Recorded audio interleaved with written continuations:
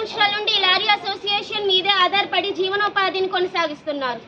కానీ గత 2-3 సంవత్సరాల నుంచి బొగ్గు లోడింగ్ అనేది ట్రైన్లకు ఇవ్వడం కారణంగా మా లారీ లోడింగ్ అనేది తగ్గిపోయింది.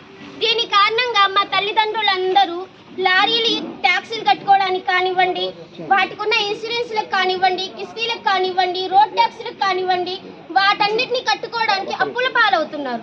వాటి కోసం పగలనక రాత్రనక ఆలోచించుకుంటూ వాళ్ళు అనారోగ్యానికి గురవుతున్నారు. సార్, మాకున్న ఒకే ఒక్క ఆస్తి మా నల్ల బంగారం.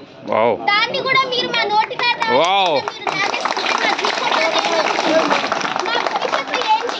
మా భవిష్యత్తుకు ఆధారం ఏంటి సార్? ఇక్కడ ఉన్న చిన్న పిల్లలందరికీ ఏంటి సార్ అవసరం ఇక్కడ రావడానికి?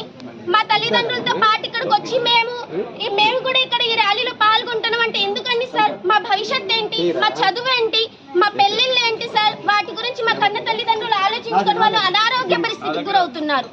మా తండ్రులు పొద్దున్నెప్పుడో వెళ్తున్నారు, రాత్రికి ఎప్పుడో వస్తున్నారు. వాళ్ళ పరిస్థితి ఏంటి సార్? మా పరిస్థితి ఏంటి సార్? మేము మీకు ఎక్కువగా అడగట్లేదు. మాకు రావాల్సిన 40% నల్ల బొగ్గు అనేది నాణ్యమైన బొగ్గు మాకు ఇవ్వాలని కోరుకుంటున్నాం. మాకున్న ఒకే ఒక్క ఆస్తి మా నల్ల బంగారం, అదే మాకు కావాలి సార్. దాన్నే మాకు రావాల్సిన వాటా మాకు నాణ్యంగా ఇవ్వాలని మేము కోరుకుంటున్నాం.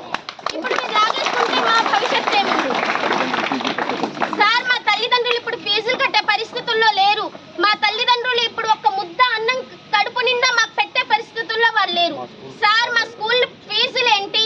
ఈ పిల్లల యొక్క భవిష్యత్తు ఏంటి? మా అన్నలు, మా తమ్ముళ్ళు, మా చెల్లెళ్ళు, వీళ్ళ భవిష్యత్తు ఏంటి సార్? మీరందరూ 2 చేతులెత్తి కోరుతున్నారు సార్. సీఎం గారు, మాకు రావాల్సిన వాటా మా బొగ్గు మాకు ఇవ్వాల్సిందిగా కోరుతున్నాము. మాకు రావాల్సిన 40% బొగ్గు మాకు ఇవ్వాల్సిందిగా కోరుతున్నాము సార్. ప్లీజ్ సార్, రిక్వెస్ట్ ఇది.